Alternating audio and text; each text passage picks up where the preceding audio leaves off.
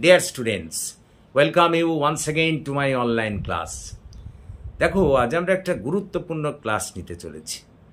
এই ক্লাসটি হলো দ্বাদশ শ্রেণীর মানে ক্লাস 12-এর থার্ড সেমিস্টারের বাংলার ক্লাস, বাংলা সাহিত্যের ক্লাস। তোমরা সকলেই জানো, এর আগে আমি অন্ধকার লেখাগুচ্ছ এই কবিতাটি পড়িয়েছি এবং তার উপরে এমসিকিউ তোমাদের লিখিয়ে দিয়েছি। একইভাবে দিগ্বিজয়ের রূপকথা তোমাদের লাইন বাই লাইন ব্যাখ্যা করেছি এবং তার এমসিকিউ তোমাদের লিখিয়ে দিয়েছি। আজকেও ওই একইভাবে আমি তোমাদের সামনে ভারতীয় গল্প পোটরাজ এটি তোমাদের সামনে ব্যাখ্যা করব এবং তারপর এর উপরে যেসব গুরুত্বপূর্ণ এমসিকিউ হয় সেগুলো লিখিয়ে দেব। তো দেখো, এখন গল্পটা না জানলে তো আর তোমাদের এমসিকিউ লিখেও কোনো লাভ হবে না, সেজন্য আগে গল্পটা একটু জেনে নেওয়া দরকার। তো দেখো, এই পোটরাজ, ভারতীয় গল্প এই পোটরাজ, এই গল্পটি সম্পর্কে জানতে গেলে প্রথমেই এর লেখক শঙ্কর রাও খারাট সম্পর্কে দু এক কথা বলতে হবে। তার পুরো নাম ছিল শঙ্কর রামচন্দ্র খারাট, শঙ্কর রাও রামচন্দ্র খারাট। তার পুরো নাম শঙ্কর রাও রামচন্দ্র খারাট, কিন্তু তিনি শঙ্কর রাও খারাট নামেও অধিক পরিচিত এবং তাকে বলা হয় যে তিনি হলেন ভারতবর্ষের দলিত সাহিত্যিকদের মধ্যে অন্যতম শ্রেষ্ঠ দলিত সাহিত্যিক।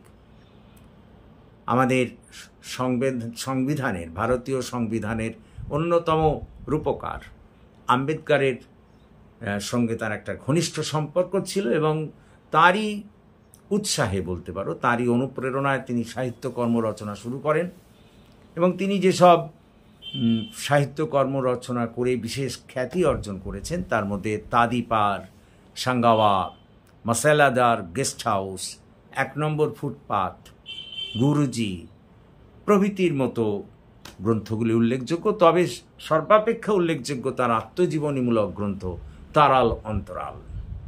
এই শঙ্কর রাও খারাটের অন্যতম বৈশিষ্ট্য হলো এই যে তাঁর লেখার মধ্যে দিয়ে তৎকালীন সময়ে ওই আমাদের দলিত সম্প্রদায়ের ওপরে যে শোষণ এবং অত্যাচার হতো, প্রায় প্রতিটি গল্পের মধ্যে দিয়েই তিনি সেই দলিত সম্প্রদায়ের উপরে যে সব অত্যাচার শোষণ চালানো হতো সেগুলোকে ফুটিয়ে তুলেছেন।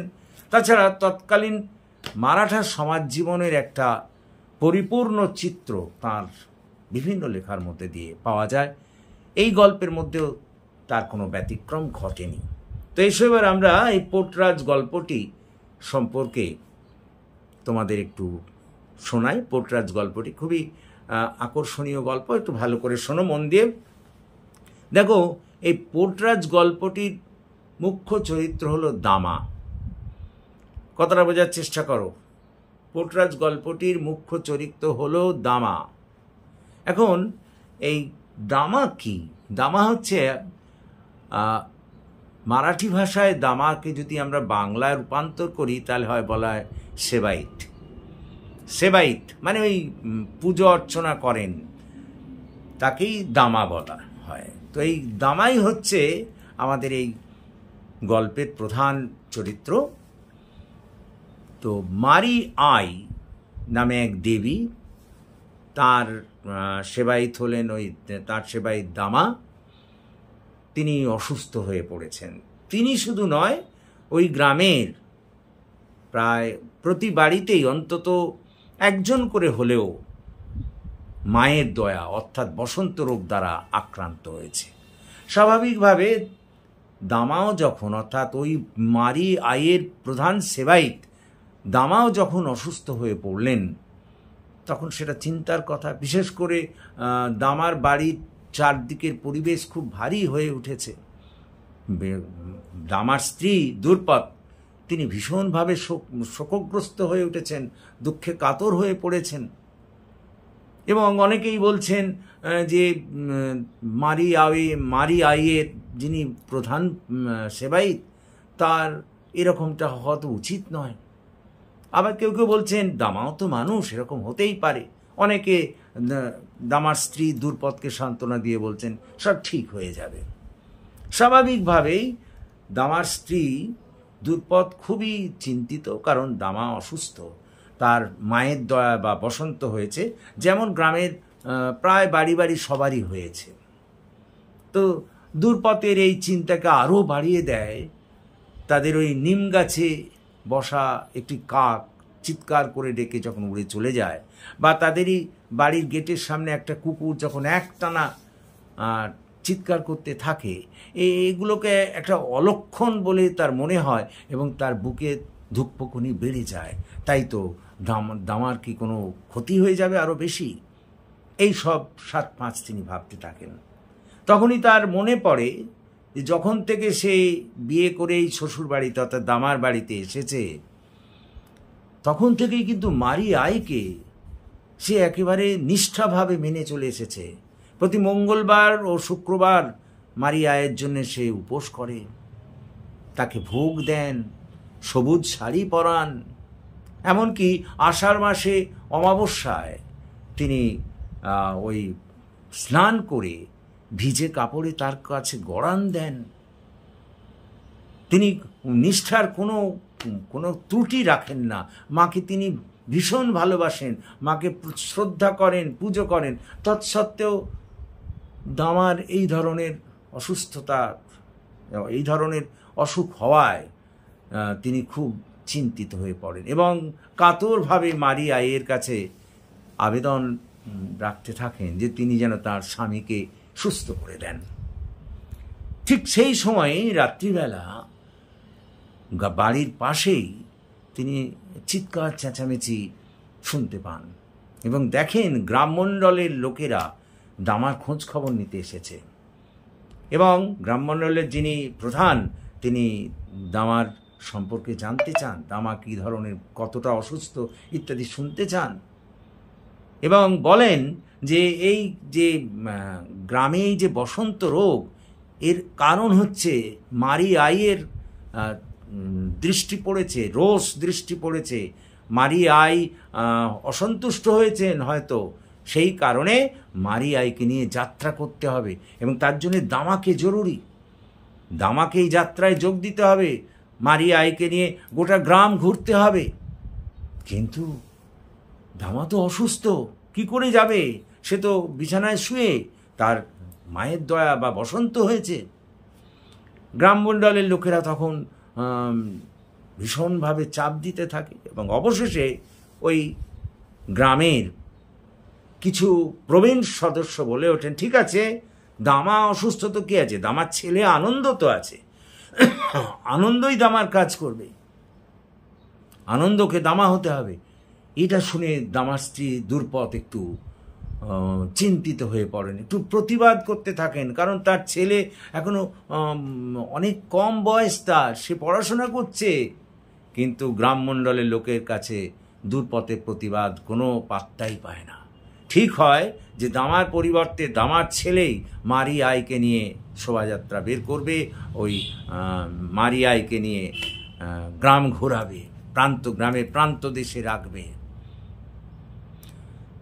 এই কথা শুনে দামার ছেলে অর্থাৎ আনন্দ, সে কিন্তু ক্ষুব্ধ হয়, বাড়ি থেকে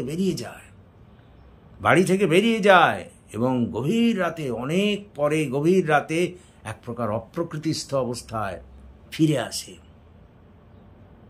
এবং পরের দিন সকালবেলা গিয়ে নদীতে স্নান করে এসে বাবার কাছে বসে এবং বাবাকে যেসব লোকজনেরা দেখতে এসেছেন তাদের কথাবার্তা শুনতে থাকে।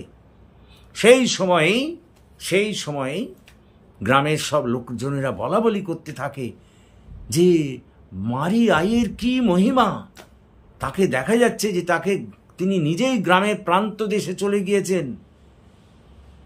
মারি আই যাকে নিয়ে শোভাযাত্রা বের করার কথা ছিল, সেই মারি আই নিজেই গ্রামের প্রান্ত দেশে চলে গিয়েছেন এবং সেখানে কি বেশ তিনি খুশিতে আছেন। সেখানে মারি আইকে সবুজ শাড়ি পরানো হয়েছে, গলায় হার পরানো হয়েছে এবং গ্রামের মানুষেরা ঢলে ঢলে মানে একবারে কাতারে কাতারে তাকে পূজার ডালি নিয়ে গিয়ে পুজো দিচ্ছেন এবং সবাই মারি আই কি জয়, পোটরাজ কি জয় বলে চিৎকার করছে। একরকম বলতে পারা যায় গ্রামে একটা উৎসবের পরিবেশ হয়ে উঠেছে। এটাকে ওই মারি আইয়ের একটা মাহাত্ম্য বলে প্রচার করা হচ্ছে এবং বলা হচ্ছে যে দামার জন্যেই এটা সম্ভব হয়েছে, দামার পুণ্য কাজের জন্যেই এইটা সম্ভব হয়েছে। এবং আর যে গ্রামের লোকেরা অসুস্থ থাকবে না এটাও তারা বুঝতে পেরেছে। এবং গ্রামের লোকেরা শোভাযাত্রা করে দামার বাড়ির পাশ দিয়েই সেই প্রান্ত দেশে যেখানে দেবী মূর্তি স্থানান্তরিত হয়েছে সেখানে যেতে শুরু করেছে, ঢাক ঢোল বাজিয়ে শোভাযাত্রা করে। এবং এইসব দেখে দামা অসুস্থ হওয়া সত্ত্বেও ভীষণ খুশি হয়েছে। কেউ কেউ আবার এসে দামাকে ফুলের মালা পরিয়ে সাদর সম্ভাষণও জানিয়েছে, তার গুণগানও গেয়েছে। তো এই সব কিছু দেখে এই যে মাহাত্ম্য কাহিনী, হঠাৎ কি করে দেবী মারি আই গ্রামের প্রান্ত দেশে গেলেন, সেটা নিয়ে সবাই একেবারে দেবী মাহাত্ম্যের কথা বলছেন, যে মা নিজেই এই কাজ করেছেন। অন্যদিকে আনন্দ সেই সব মিছিল দেখছে আর মনে মনে হাসছে, কারণ এই কাজটা সেই করেছে। ওই রাত্রিবেলা গিয়ে মারি আইকে সে নিজেই প্রান্ত দেশে ওই স্থাপন করে এসেছে। দামার পুত্র আনন্দ সেই রাত্রিবেলায় গিয়ে ওই মাকে প্রান্ত দেশে রেখে এসেছে। সেটা কেউ জানে না, সবাই দেবী মাহাত্ম্য করে লাফাচ্ছে। তবে আনন্দ কিন্তু তার মায়ের কাছে এই সত্যিটা গোপন রাখেনি। মাকে সে আলাদা করে ডেকে বলেছে যে মা, গতকাল রাতে যখন আমাকে ওরা দামা করতে চাইছিল, আমি যে বাড়ি থেকে বেরিয়ে গেলাম, তখন আমি ওই মারি আইকে ওখানে প্রান্ত দেশে, দেবী মারি আইকে ওই প্রান্ত দেশে আমি স্থাপন করে এসেছি। এই কথা শুনে দূর্পথ অর্থাৎ আমাদের দামার স্ত্রী ভীষণ ভয় পেয়ে গেলেন, কম্পিত হস্তে বললেন, ওরে বাবা, তুই এই সত্যটা যেন কাউকে বলিস না, এটা চাপা থাকতে দে। সবাই মারি আইয়ের মাহাত্ম্য গান গাইতে গাইতে উৎসবে মেতে উঠল, কিন্তু আসল কাজটি করেছিল ওই দামারই ছেলে আনন্দ। সুতরাং এই হচ্ছে তোমাদের গল্প, এবং এর উপরেই আমরা লিখবো, এর উপরে লিখবো এমসিকিউ। তবে এমসিকিউটি আজকে আর আমি শুরু করছি না, পরের যে ভিডিও তাতে এমসিকিউ থাকবে। এখানে একদিকে যেমন লেখকের ওপরে নানা রকম এমসিকিউ থাকবে, গল্পটার উপরে এমসিকিউ থাকবে, এবং সেগুলোকে করলেই আমার মনে হয় তোমরা কমন পাবে। তো আশা করি তোমরা বুঝতে পেরেছো, এবং যদি বুঝতে পারো তাহলে প্লিজ এই ক্লাসের কথা তোমাদের বন্ধুবান্ধবদের মধ্যে শেয়ার করো, তাদেরও এই ক্লাসে যোগদান করতে বলো, এবং আমার মনে হয় যে তোমরা এর ফলে উপকৃত হবে। সো তোমাদের কাছে আমার একটাই আবেদন যে তোমরা যারা এখনও আমার এই চ্যানেলটিকে সাবস্ক্রাইব করোনি, প্লিজ সাবস্ক্রাইব মাই চ্যানেল, আমাকে এগিয়ে আসতে সাহায্য করো যাতে আমি তোমাদের আরও বেশি করে কাজে লাগতে পারি। So that's all for this day. So have a nice day.